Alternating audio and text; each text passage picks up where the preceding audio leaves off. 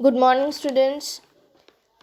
सिस्टमॅटिक्स of living organism हा chapter बघतोय आपण आणि लास्ट लेक्चरमध्ये आपण किंगडम मोनेरा हा पॉईंट स्टडी केला होता. ठीक आहे. तर किंगडम मोनेराच्या काय काय इम्पॉर्टंट कॅरेक्टरिस्टिक होत्या. They are prokaryotics, unicellular, genetic material is DNA, circular DNA. Next one, they are reproduced by asexual reproduction. And the last one thing, they have cell wall. ठीक आहे. अशा इम्पॉर्टंट कॅरेक्टरिस्टिक आपण बघितल्या होत्या. आता आपण जो नेक्स्ट पॉईंट बघणार आहे तो आहे मायकोप्लाझ्मा. ठीक आहे. मायक्रोप्लाझ्मा काय असतात बघा. Mycoplasma are the smallest and simplest self replicating bacteria. They do not have cell wall. ठीक आहे. फर्स्ट प्रॉपर्टी काय, जेवढे सगळे बॅक्टेरियाज आहेत या बॅक्टेरियाजमध्ये सगळ्यात छोट्या फॉर्ममध्ये असणारे जे लिव्हिंग थिंग्स आहेत त्यांना आपण मायकोप्लाझ्मा म्हणतो. ठीक आहे. Next one thing, they do not have cell wall which makes them rapidly deformable, showing irregular and variable shapes. ठीक आहे. नेक्स्ट पॉईंट काय आहे, त्यांच्याकडे सेल वॉल नसते आणि सेल वॉल नसल्यामुळे त्यांचा जो शेप आहे हा शेप कंटिन्युअस चेंज होत राहतो. असा त्यांना स्पेसिफिक शेप नसतो. कळते. And that's why they are pathogenic. It is important point. Many of species of mycoplasma are pathogenic. Pathogenic म्हणजे काय, जे डिसीज कॉज करू शकतात असे. कळते. आता सेल वॉल नसण्याचा आणि पॅथोजेनिक असण्याचा एकमेकांशी संबंध काय आहे ते मी तुम्हाला सांगते. अँटीबायोटिक्स जे असतात हे अँटीबायोटिक्स काय करतात तर ज्या सेल असतात त्यांच्या सेल वॉलवर रिॲक्ट होतात आणि त्यामुळे पॅथोजेनिक ऑर्गॅनिझम किल होतो किंवा त्यांची ग्रोथ इनिबिट होते. ठीक आहे. मग मायकोप्लाझ्माकडे सेल वॉलच नाही आहे. मग सेल वॉल नसल्यामुळे हे जे काही अँटीबायोटिक्स आहेत हे मायकोप्लाझ्मावरती तितक्या प्रभावीपणे काम करू शकत नाहीत. लक्षात येते. म्हणून कॉमन अँटीबायोटिक जे आहेत लाईक पेनिसिलिन ह्याच्यावरती काम करू शकत नाही किंवा त्यांची ग्रोथ इनिबिट करू शकत नाही. त्यासाठी आपल्याला वेगळ्या अँटीबायोटिक्सची गरज लागते. ठीक आहे. बघा, तर mycoplasma cause different serious diseases in plants and animals including human being also. And the examples are little leaf disease of brinjal, bunchy top of papaya and pneumonia in men. ठीक आहे. तर काय काय असतं त्याच्यामध्ये किंवा याच्यामुळे कोणते डिसीज ऑकर्स होतात तर ब्रिंजलमध्ये जे काय लीफ असतात हे छोटे होतात, त्यांची साईज छोटी होते किंवा त्यांची ग्रोथ जी आहे ती व्यवस्थित होऊ शकत नाही. त्यामुळे फोटोसिंथेटिक एरिया कमी पडतो आणि ओव्हरऑल ब्रिंजलचं प्रोडक्शन कमी होतं. ठीक आहे. निमोनियामध्ये काय होतं तर रेस्पिरेटरी ट्रॅक जो आहे हा इन्फेक्ट होतो, म्युकस जमा होतो लंगमध्ये आणि त्या व्यक्तीचा ऑक्सिजन काउंट जो आहे तो कमी होतो. कळते. नेक्स्ट प्रॉपर्टी बघूया, reproduction. Mycoplasma are generally reproduce by asexual reproduction और by binary fusion and budding. Next one thing, genetic material. Genetic material is composed of DNA and RNA. ठीक आहे. मायकोप्लाझ्मा कळाला, सोपा आहे ना. आता जर तुम्हाला असा क्वेश्चन विचारला what is the difference between monera and mycoplasma तर तुम्ही काय सांगणार. दोन इम्पॉर्टंट डिफरन्स आहेत बघा. फर्स्ट थिंग, मोनेराकडे सेल वॉल असते, मायकोप्लाझ्माकडे नसते. नेक्स्ट वन थिंग, मोनेराचा शेप फिक्स असतो पण मायकोप्लाझ्माकडे सेल वॉल नसल्यामुळे त्यांच्याकडे शेप जो आहे तो कसा इनरेग्युलर असतो. ठीक आहे. आणि इम्पॉर्टंट थिंग अशी की मोनेराच्या काही स्पेसीस युजफुल पण आहेत पण मायकोप्लाझ्माच्या 98 स्पेसीस ह्या पॅथोजेनिक आहेत. दोघांमधला डिफरन्स कळाला आणि 2 पॉईंट वेगवेगळे का केलेत कळाले. पण एक कॉमन थिंग काय, मायकोप्लाझ्मा असू देत किंवा मोनेरा असू देत ते प्रोकॅरियोटिक्स आहेत, त्यांच्याकडे ट्रू न्यूक्लियस नाही. आता मी तुम्हाला दोघांमध्ये असणारी समानता आणि त्यांच्यामधला डिफरन्स दोन्ही सांगितले. आता आपण नेक्स्ट पॉईंटकडे जाऊया. तो आहे किंगडम प्रोटिस्टा. ठीक आहे. सगळ्या किंगडममध्ये सगळ्यात इंटरेस्टिंग किंगडम आहे हा किंगडम प्रोटिस्टा. का ते तुम्हाला आता कळेलच. बघा, दिस ग्रुप इन्क्ल्यूड्स ऑल युनिसेल्युलर्स बट युकॅरियोटिक ऑर्गॅनिझम्स. आतापर्यंत आपण जे 2 ग्रुप बघितले त्यांच्याकडे सेल कशा आहेत, प्रोकॅरियोटिक्स आहेत, ज्यांच्याकडे ट्रू न्यूक्लियस नाही. पण किंगडम प्रोटिस्टामध्ये जेवढे सगळे मायक्रोब्स आहेत हे सगळे कसे आहेत, युकॅरियोटिक आहेत. म्हणजे काय, त्यांच्याकडे ट्रू न्यूक्लियस आहे. ट्रू न्यूक्लियस म्हणजे काय, वेल डेव्हलप न्यूक्लियस. सायटोप्लाझम आणि न्यूक्लिओप्लाझममध्ये एक पातळ पडदा असतो, एक पातळ मेम्ब्रेन असतं. नेक्स्ट वन थिंग, यांच्याकडे सेल ऑर्गनलीज ॲडव्हान्स असतात. युकॅरियोटिक्समध्ये सेल ऑर्गनलीज जे आहेत ते ॲडव्हान्स असतात. गोल्जी बॉडीज असतात, एंडोप्लाझमिक रेक्टिक्युलम असतं, मायट्रोकॉन्ड्रिया असते, या सगळ्या सेल ऑर्गनलीज असतात. ठीक आहे. नेक्स्ट वन थिंग इम्पॉर्टंट आहे बघा, protist are neither plants nor animals nor fungi. Protist जे आहेत हे एकतर प्लांटही नाहीत, ॲनिमल्ससुद्धा नाहीत आणि फंगीही नाहीत. मग ते काय आहेत, तर बघा, these organisms show link with all eukaryotic kingdoms like plants, animals and fungi. ठीक आहे. ते काही प्रॉपर्टी प्लांटच्या दाखवतात, काही प्रॉपर्टी ॲनिमलच्या दाखवतात आणि काही प्रॉपर्टी फंगीच्या दाखवतात. ठीक आहे. आता लोकेशन बघा, मोस्ट ऑफ प्रोटिस्ट जे असतात हे कुठे सापडतात, तर जिथे वॉटर बॉडीज आहेत तिथे किंवा जिथे डम्प एरिया आहेत तिथे. फ्रेश वॉटर असो किंवा मराईन वॉटर असो, यांच्या स्पेसेस तुम्हाला दिसून येतील. ठीक आहे. आता बघा, किंगडम प्रोटिस्टाच्या जनरली 5 टाईप पडतात. ते कोणते कोणते, तर पहिला टाईप जो आहे तो आहे plant like protist, next animal like protist, next fungi like protist, fourth one dinoflagellates and the last one euglenoids. असे त्याचे 5 टाईप पडतात. ठीक आहे. नावं लक्षात राहिली नसतील तर काही हरकत नाही. ज्या वेळेला आपण एका पाठोपाठ एक डिस्क्रिप्शन बघणार आहे त्यावेळेला तुम्हाला त्यांची नावं ॲटोमॅटिकली लक्षात राहतील, काही हरकत नाही. आता आपण बघूया पहिल्यांदा plant like protists. First property, they are mostly microscopic and mostly photosynthetic and have cell wall.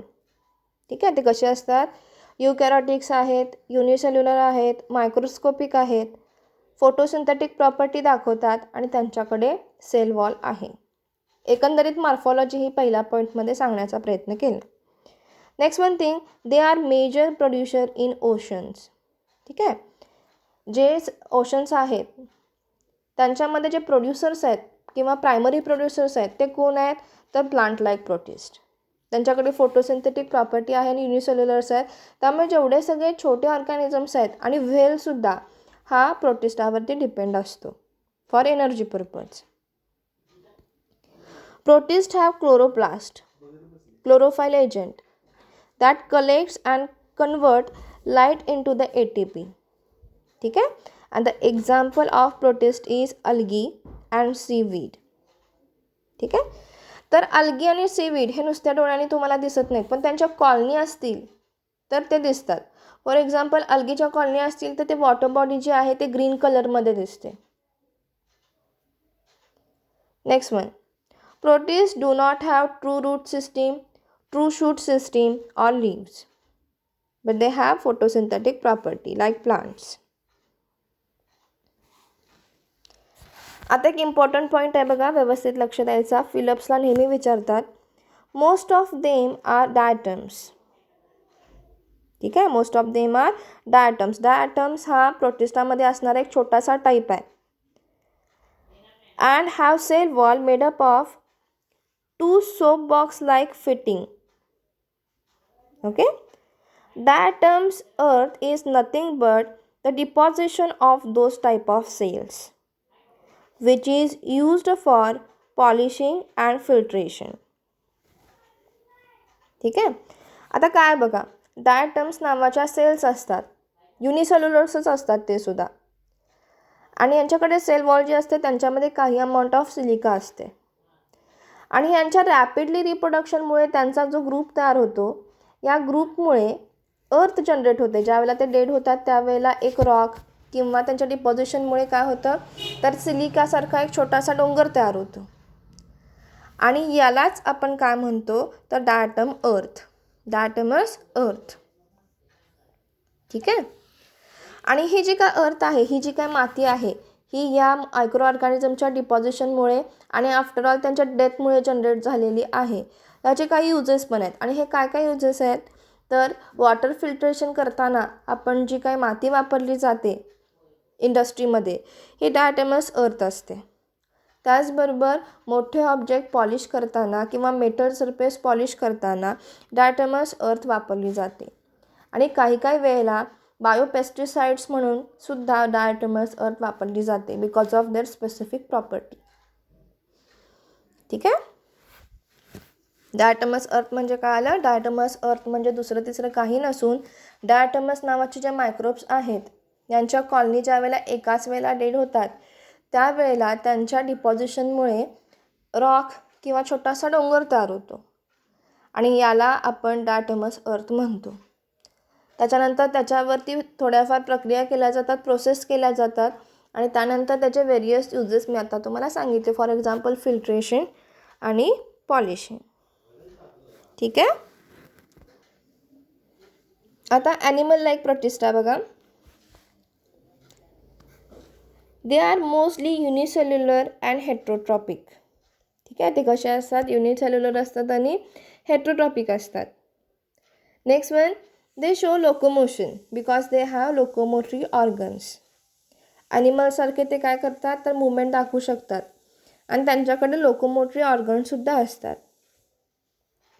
Some of them are free living and some are endoparasites. Endoparasites म्हणजे काय, जे दुसऱ्या लिव्हिंग बिंगच्या बॉडीमध्ये राहतात किंवा त्यांच्या ऑर्गन सिस्टीमवरती सर्वाईव्ह करतात. ठीक आहे.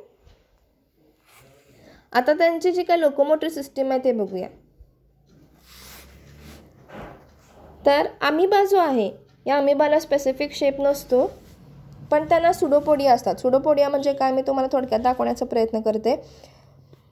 तर हे जे ग्रूज आहेत छोटे छोटेसे, यांना सुडोपोडिया म्हणतात. आणि या सुडोपोडियामुळे हा अमिबा जो आहे हा लोकोमोशन पण करतो आणि फूड पार्टिकल जे आहेत हे फूड पार्टिकल्स इंटेकसुद्धा करू शकतो.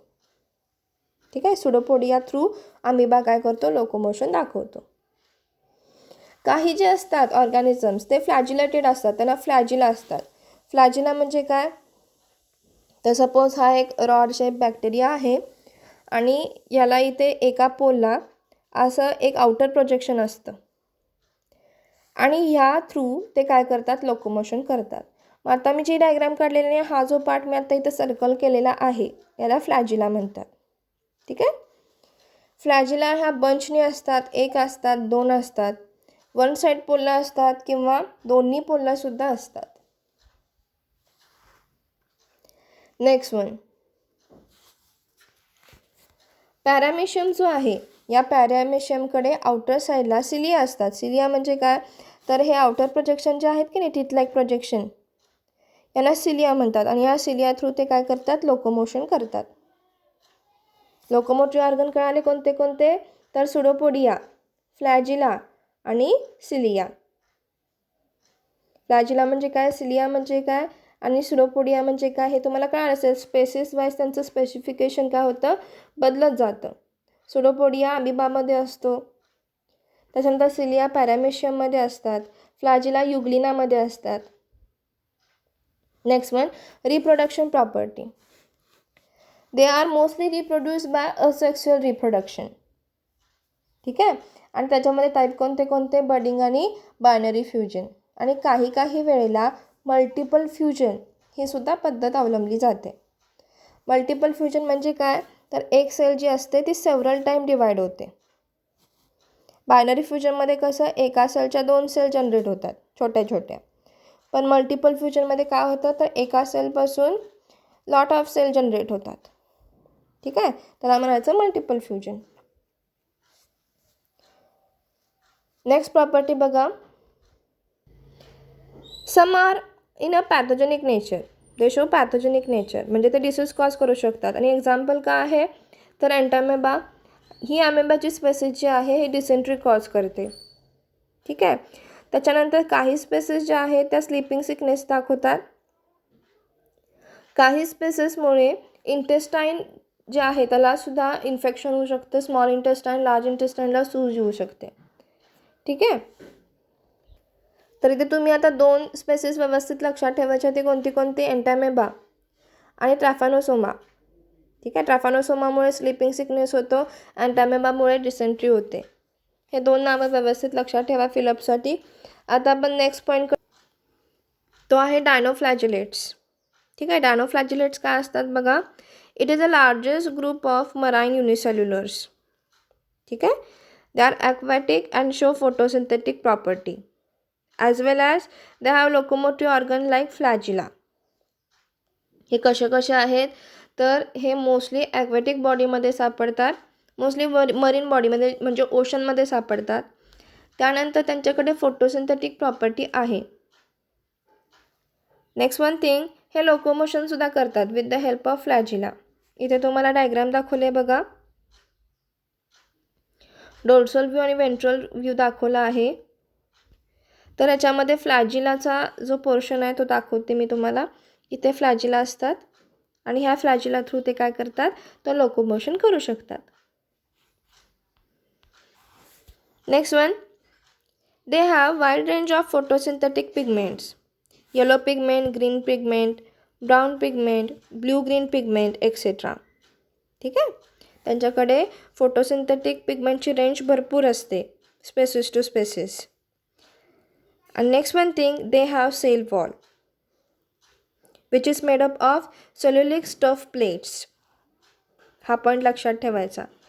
कोणत्या stuff प्लेट्सचा, cellulose stuff plates. Next one thing, they are reproduced by asexual reproduction. आणि आणखी important point, they produce many dramatic effect in nature like red tides. ठीक आहे. काय वेळेला ओशनचा जो काही पोर्शन आहे त्या पोर्शनचा कलर सडनली चेंज होतो. ते पाणी जे आहे ते रेड कलरमध्ये कन्वर्ट होतं किंवा पिंक कलरमध्ये कन्वर्ट होतं. आणि हा जो इफेक्ट आहे हा इफेक्ट कुणामुळे होतो तर डायनोफ्लॅजिलेट्स मायक्रोब्समुळे होतो. ठीक आहे. आणि त्यामुळे आउटर सरफेस जो आहे किंवा ज्या पाण्याच्या लाटा आहेत या पिंक कलरमध्ये किंवा रेड कलरमध्ये कन्वर्ट होतात. आणि याचं एक सुंदर एक्झाम्पल काय आहे तर गॅन्युलेक्स. गॅन्युलेक्स नावाचा जो मायक्रोब्स आहे हा काय करतो तर सी ॲपियर रेड किंवा त्याला आपण रेड टाइड्स म्हणतो. हा इफेक्ट नेचरमध्ये जनरेट करतो. इंटरेस्टिंग पॉईंट आहे ना, तर व्यवस्थित लक्षात ठेवा. आज आपण 3 पॉईंट बघितले. कोणते कोणते तर plant like protista, animal like protista आणि डायनोफ्लॅजिलेट्स.